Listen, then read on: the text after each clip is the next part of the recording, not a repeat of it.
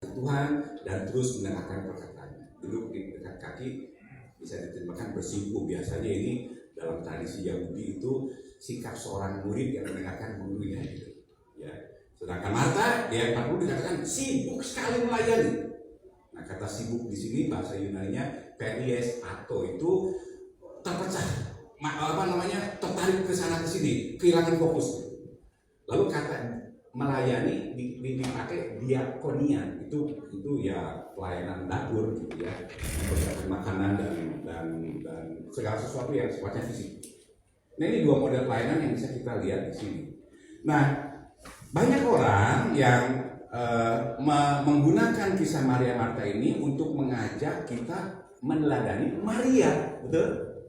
Banyak orang konsentrasinya pada Maria, bahwa menjadikan hidup yang kontemplatif, berdoa, baca firman, praise and worship itu sebagai jalan keutamaan hidup kerohanian. Kesimpulan yang diambil ya berdasarkan kata-kata Tuhan Yesus ayat 41-42. Marta, Marta, engkau khawatir dan menunjukkan diri dengan banyak perkara, tetapi hanya satu saja yang perlu. Maria telah memilih bagian terbaik yang tidak akan diambil dari Maria. Nah, dalam ucapan ini seolah-olah Marta yang sibuk masak, melakukan aktivitas fisik lainnya itu dikecam gitu. Seolah-olah. Kemudian Maria yang duduk bersimpuh mendengarkan, berkontemplasi, dipuji gitu. Ya. Karena sekalipun tahu ada banyak tugas, tapi dia lebih menjadikan dekat-dekat kaki Yesus itu sebagai prioritas utama. Dipuji ini. Jadi dia meninggalkan segalanya demi keintiman dengan Kristus. Pertanyaannya Bapak Ibu, benarkah pengajaran seperti ini? Bahwa yang dilakukan Maria itu lebih bernilai daripada Marta gitu. Nah, kalau saya ditanya apakah benarnya pengajaran seperti itu, maka saya ya bisa berbeda pendapat. Saya katakan tidak benar. Apa alasannya? Pertama, nah kalau kita teliti secara teks ya, beberapa perikop sebelum kisah Maria dan Marta dalam Injil Lukas ya, dicatat bahwa Yesus kan mengutus 70 orang murid itu. Ya, sebelumnya tuh di perikop sebelumnya Yesus mengutus 70 orang murid untuk mengabarkan Injil. Dan dikatakan jika mereka disambut di sebuah kota, maka mereka harus makan apa yang dihidangkan bagi mereka. Kan, ya, dikatakan di Lukas 10 ayat 8. Dan jikalau kamu masuk ke dalam sebuah kota dan kamu diterima di situ, makanlah apa yang dihidangkan kepadamu. Artinya apa? Tuhan tidak anti dengan pelayanan fisik, ya kan? Lalu di pasal yang sama, nih, pasal 10 Lukas, Tuhan Yesus itu menceritakan tentang perumpamaan yang sangat terkenal, orang Samaria murah. Di mana di sana diceritakan kan, orang Samaria itu menolong orang yang dirampok itu, membalut lukanya, menyiram dengan minyak dengan anggur, membawa ke penginapan, merawatnya. Intinya melakukan pekerjaan fisik. Dan apa yang dilakukan Yesus? Yesus memuji tindakan orang Samaria murah. Artinya apa? Artinya melalui perumpamaan ini Yesus ingin semua kita pergi melakukan hal serupa dengan yang dilakukan orang Samaria kan? Itu alasan pertama. Yesus tidak anti dengan pekerjaan pelayanan yang sifatnya fisik. Ya. 70 muridnya diutus kok untuk menginjili. Kalau kamu disediain ini itu terima. Kan beritanya tegur dia supaya dia duduk aja dekat kaki kamu kan enggak. Yesus akan terima. Nah, alasan yang kedua, teguran Yesus kepada Maria itu pasti bukan berkenaan kepada apa yang dilakukan Marta. Maksudnya teguran Yesus kepada Marta itu bukan karena apa yang Marta lakukan gitu. Karena jika memang Yesus tidak berkenan dengan apa yang Marta lakukan, ia akan menegur dari awal, ya kan? Ketika kok Marta tidak bergabung dengan Maria gitu kan? Kenyataannya kan teguran itu baru dilakukan apa? Kenapa Yesus kan tidak negur Maria di awal-awal? Teguran itu baru dilakukan ketika Marta menghampiri dan kemudian meminta, ayo dong tegur Maria. Dan di dalam teguran itu pun ia sama sekali tidak perhatikan. Tuhan Yesus tidak meminta, ayo Marta tinggalkan pelayananmu dan duduk bersama Maria. Nggak ada kata-kata itu. Jadi jelas Bapak Ibu bahwa sudah benar gitu, nggak disalahkan. Itu baik, itu indah, itu diperlukan dan harus dilakukan. Sudah selayaknya kan Yesus dijamu. Dia pasti senang juga menerima apa yang Marta hidangkan kan gitu. Tetapi saat Marta memandang pelayanan sebagai satu-satunya yang menyayangkan Yesus, sehingga ia keberatan Maria duduk bersikup saja, di situ ia baru mendapat teguran Yesus. Artinya apa Bapak Ibu? Artinya mari kita berandai-andai, seandainya Maria meminta Yesus menegur Marta, guru, mau tegur itu Marta sibuk melulu gitu. Sementara ia sendiri tidak mempraktekkan apa yang dia lakukan. Bisa jadi Yesus pun menegur hal yang sama terhadap Maria. Jadi itu yang alasan yang kedua. Nah, keberatan yang ketiga, kalau kita perhatikan, Tuhan Yesus sendiri kan tidak hidup seperti Maria, ya kan? Seumur hidupnya ia tidak dihabiskan di Taman Getsemani berdoa bersekutu dengan Sang Bapa tanpa peduli pelayanan fisik, kan enggak gitu. Yesus bahkan menjelaskan bahwa prioritas kedatangannya adalah untuk melayani, bukan dilayani. Matius 20 ayat 28. Sama seperti anak manusia datang bukan untuk dilayani, melainkan untuk melayani. Dan kata melayani yang dipakai dalam bahasa Yunani sama diakonian dengan yang dipakai dalam bacaan kita tadi ketika menyebut Marta sibuk melayani. Jadi Bapak Ibu, menimbang semua alasan itu, maka jelas di sini Yesus tidak melarang bentuk pelayanan seperti yang Maria lakukan. Tidak melarang. Lalu apa sebetulnya pesan yang mau disampaikan kisah ini kalau gitu? Kalau memang oke, sebetulnya bukan pekerjaan Martanya, tapi Marta menganggap bahwa yang dia lakukan itu sebagai satu-satunya ukuran gitu. Ya. Nah, lalu apa pesannya? Bapak Ibu, sesungguhnya sebetulnya ya kisah ini mengajak kita bukan untuk memilih peran Maria dan peran Marta, bukan. Justru menjadikan keduanya secara simultan gitu. Kalau kita lihat konteks ya, mari kita lihat secara konteks dari teks kita sendiri. Kisah Maria dan Marta diapit oleh dua perikop yang sangat kita kenal. Pertama, seperti kita tadi ya, pasal 10 ayat 30 sampai 37 itu perumpamaan orang Samaria yang baik hati. Ini perikop berkenaan dengan relasi kita dengan sesama, bukan? Dan kemudian setelahnya Lukas 11 ayat 1 sampai 4 itu perikop tentang hal berdoa, berkenaan dengan relasi kita dengan Tuhan. Jadi Bapak Ibu bisa disimpulkan kita diciptakan untuk hidup dalam dua persekutuan sekaligus ini gitu. Persekutuan dalam relasi yang erat dan pribadi dengan Allah, sang sumber kebutuhan kita, dan juga bersekutu dengan sesama kita melalui pelayanan. Allah menghendaki kita mengasihi Dia, sekaligus juga mengasihi sesama gitu. Jadi dalam hal ini Maria itu adalah gambaran kasih dan kedekatan dengan Allah. Sedangkan Marta adalah gambaran kasih dan pelayanan terhadap sesama. Karena itu jangan kita memilih atau mengembangkan salah satunya, tetapi lakukan keduanya sekaligus. Pertanyaannya, bagaimana prakteknya? Oke, kita tahu Maria, Marta, dua-duanya oke. Tapi sekarang prakteknya bagaimana? Supaya kedua-duanya dilakukan dengan efektif, produktif, dan memang membawa berkat, membuat kita bertumbuh. Nah, untuk menjawab bagaimana praktisnya, Bapak Ibu, saya ingin meminjam sebuah analogi dari olahraga berenang, gaya kata, ya. Kita kan biasa menyaksikan gaya kata. Yang pertama adalah kalau gaya kata itu kepalanya menyelam terus di air. Itu gaya pertama. Jadi gaya ini misalnya seorang berenang di kayu gitu ya, menendang, tapi kepalanya itu nggak mengangkat di air terus gitu. Dia hanya akan mengangkat kepalanya kalau habis napas gitu.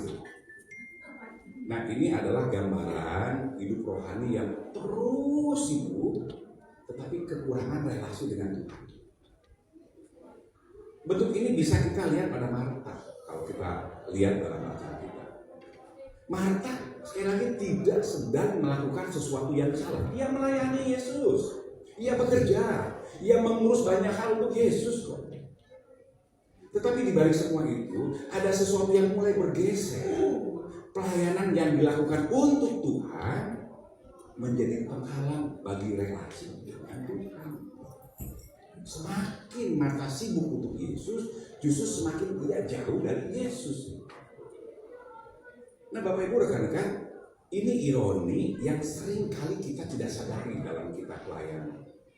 Kita bisa begitu aktif melayani, mengurus kegiatan ini dan itu, melayani orang, menjalani tanggung jawab, bikin comro, bikin apa, gitu ya.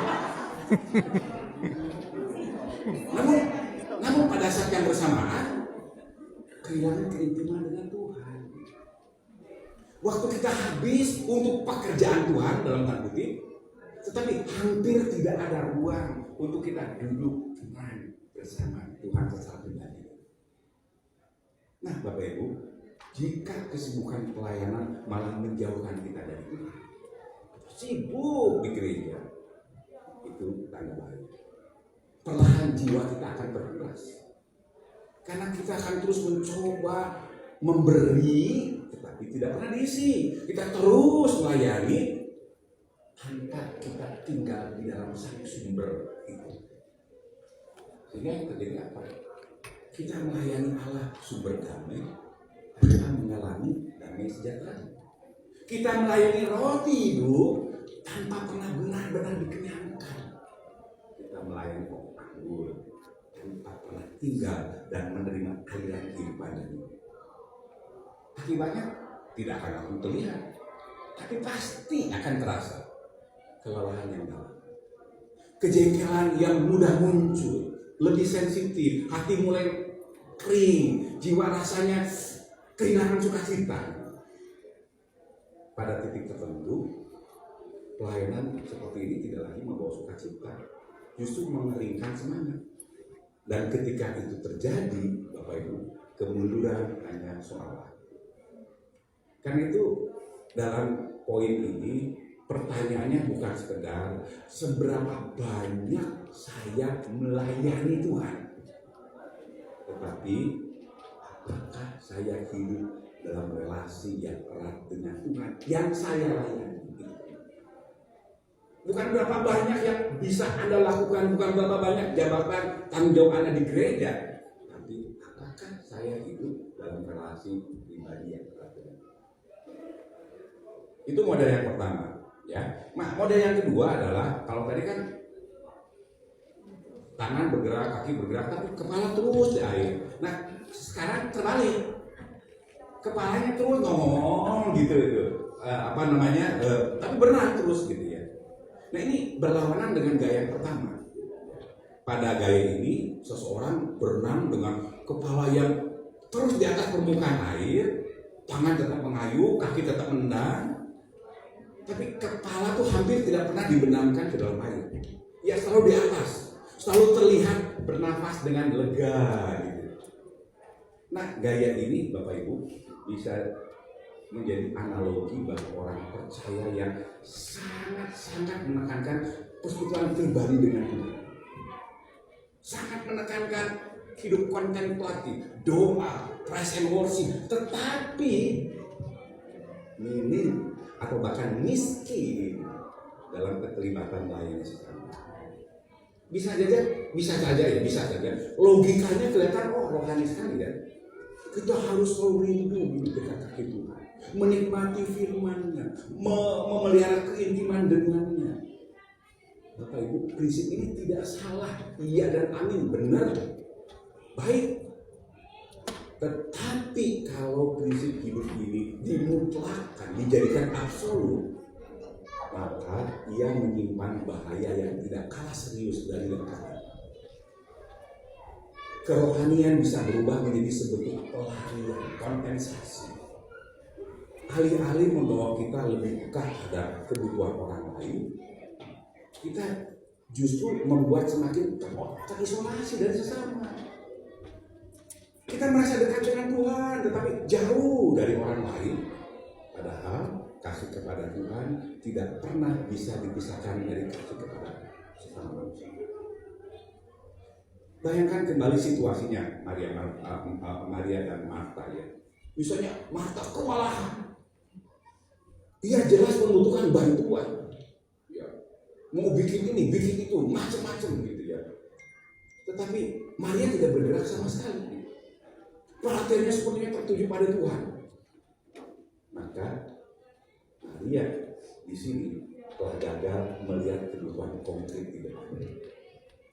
Padahal kedekatan Tuhan, kedekatan dengan Tuhan yang sejati itu ya tidak akan membuat kita jadi mengabaikan panggilan untuk bertindak bagi pelayanan terhadap sesama. Kedekatan yang sejati dengan Tuhan tidak akan membuat kita abai terhadap kebutuhan sesama. Kalau kita perhatikan, Yesus sendiri kan menegaskan melalui perumpamaan orang Samaria yang baik hati ya. Bapak Ibu ingat ya perumpamaan ini dalam cerita orang Samaria baik hati ada dua tokoh loh, imam dan orang Lewi. Dua figur yang sangat rohani, imam, orang Lewi. Hidupnya benar-benar didedikasikan untuk ibadah gitu. Tetapi toh dia melewati orang yang terluka itu tanpa menolong. Mereka tidak kekurangan spiritualitas, tetapi dengan tegas Yesus menjadikan mereka sebagai contoh sikap hidup yang harus dihindari. Jadi jelas Bapak Ibu, kedekatan dengan Tuhan itu tidak akan membuat kita menjauh dari kesusahan sesama kita, tetapi justru mendorong kita untuk hadir, untuk bertindak. Kan itu pertanyaannya bukan hanya apakah saya punya waktu pribadi dengan Tuhan, bukan hanya itu, tetapi juga apakah persekutuan saya dengan Tuhan membuat saya lebih peduli dengan sesama, atau malah membuat saya terisolasi dari sesama saya. Ini dua ekstrim. Nah, ada model yang ketiga. Model yang ketiga ini menyelam, bernapas, bergantian, kayak kata biasa lah ya. Nah, pada gaya ini seorang berenang dengan pola yang lebih seimbang ya. Yang mengayu dengan tangan, berenang dengan kaki, lalu bergantian mengangkat kepala untuk bernapas dan kembali membenam ke dalam air gitu ya. Nah, ini adalah gambaran hidup rohani yang menggabungkan model Marta dan Maria. Antara waktu berdiam di kaki Yesus dan waktu bekerja di ladang. Antara waktu membina keintiman dengan Tuhan dan melayani dalam kesibukan sehari-hari. Bentuk hidup rohani ini biasanya diwujudkan dalam disiplin yang sangat baik. Menyediakan waktu khusus untuk berdoa. Menyediakan waktu untuk membaca firman Tuhan, untuk praise and worship, mendengarkan suara Tuhan sebelum masuk ke dalam kesibukan pelayanan. Ini adalah langkah yang benar, langkah yang baik, good. Tapi hati-hati, belum tentu lengkap. Karena ada bahayanya juga. Bahaya dari pola ini apa? Muncul ketika kehadiran Tuhan itu dibatasi hanya waktu khusus tersebut gitu. Setelah saat terbus selesai, kita kembali menjalani hidup seakan Tuhan tidak terlibat lagi dalam perjalanan hidup saya selanjutnya. Gitu. Oh, dalam keintiman dengan Tuhan begitu sejahtera di sini. Tapi begitu saya pelayanan, yang ini tuh nggak ada pengaruhnya di sini. Gitu. Terkotak. Ilustrasinya begini, ada seorang anak kecil ya, seorang anak kecil gini dia mau naik tangga, gelap. Ya aduh, gimana nih? Tapi dia diajarin oleh kakak guru sekolahnya, berdoa pada Tuhan, Tuhan akan jaga kok. Lalu dia sepanjang Tuhan, saya mau naik tangga, please jaga saya, tutup saya, lalu dia naik pelan-pelan, sampai naik di atas. Tuhan terima kasih sudah memimpin saya, sudah selamat di sini. Sekarang Tuhan silakan kau pergi. Jadi terkotak-kotak tanpa sadar kita menciptakan ada ruang khusus bersama Tuhan saat teduh kontemplasi dan ada ruang tanpa Tuhan pekerjaan sehari-hari. Terjadilah dualisme hidup rohani. Kita menjalani kehidupan seolah Allah hanya hadir dalam momen religius, momen kontemplatif, tetapi tidak sungguh-sungguh mengikat seluruh aspek kehidupan kita. Jadi hubungan dengan Tuhan itu seperti orang mengisi ulang baterai handphone kita gitu loh. Cukup beberapa menit atau jam, lalu kita merasa siap berjalan sendiri. Bapak Ibu, kalau kita perhatikan, Yesus tidak pernah mengajarkan pola ini loh. Yesus tidak pernah mengajarkan pola ini. Dia pernah berkata, tinggallah di dalam aku dan aku di dalam kamu. Kalau kita baca Yohanes 15 ayat 4 sampai 5, di sana Yesus memakai gambaran lebih lugas, ranting dan pokok anggur. Ranting itu tidak pernah lepas, lalu nempel lagi, lepas nempel lagi, enggak. Ia hanya hidup berbuah jika terus melekat pada pokok. Bukan sesekali, bukan bergantian, tetapi terus menerus. Nah, Bapak Ibu, kan itu pola ketiga ini ya.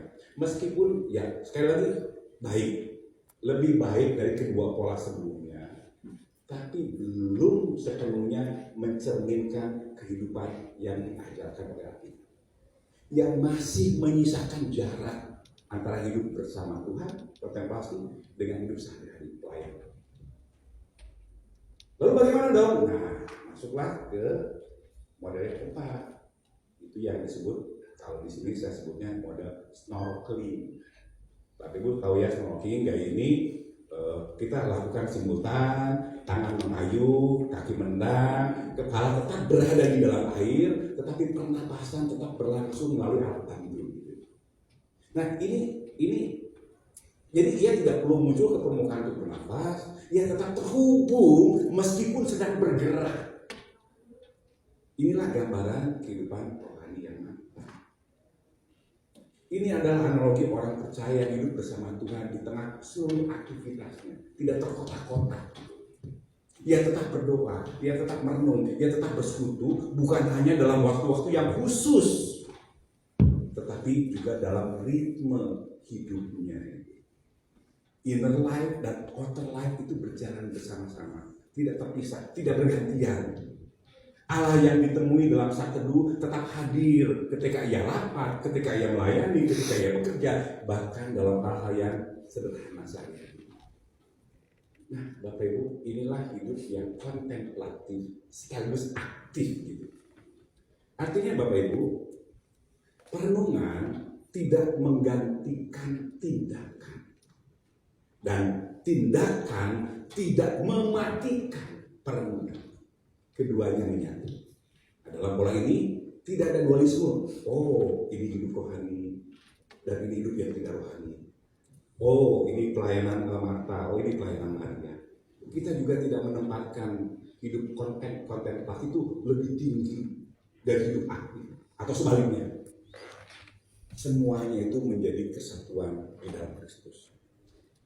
Karena itu dalam model pelayanan ini pertanyaannya bukan apa yang bisa saya lakukan bagi Tuhan, tetapi bagaimana ya saya tetap tinggal di dalam Dia. Dengan tetap melekat kepadanya, maka pelayanan tidak akan jadi beban, tapi sebagai buah yang muncul secara alami dari kehidupan yang bersumber kepada Kristus. Nah, Bapak Ibu, kita akan masuk langsung ke diskusi ya, karena kemarin diskusinya sangat sebentar. Sekarang coba diskusinya lebih lamaan dan nanti bahasnya akan lebih lamaan. Ada 4 pertanyaan diskusi, nanti silakan bagi dalam kelompok, kemudian didiskusikan dalam kelompok keempat pertanyaan ini. Lalu nanti kita akan sama-sama bahas dalam kelompok ini. Gitu ya, Bapak Ibu ya. Bagi dalam 5 kelompok ya. Ya. Bagi kelompoknya gimana caranya? Oh, dihitung mana ya? Apa bedanya orang kreatif dengan yang tidak kreatif? Orang kreatif itu berpikir baru. Ya, contohnya dalam tebakan-tebakan. Bapak Ibu tahu nggak? Apa bedanya orang yang jatuh dari lantai 1 dengan orang yang jatuh dari lantai 21? Jawab secara kreatif. Kalau secara tidak kreatif, lantai 21 mati yang satu mungkin nggak mati. Tapi kalau jawabannya yang kreatif, bedanya dari mana? Dari suara. Kalau lantai 21 suaranya gini, oh, gedebu. Kalau lantai 1, gedebu, oh. Nah, makanya ini pun bagi kelompoknya gini deh. Saya punya ada 5 binatang, ada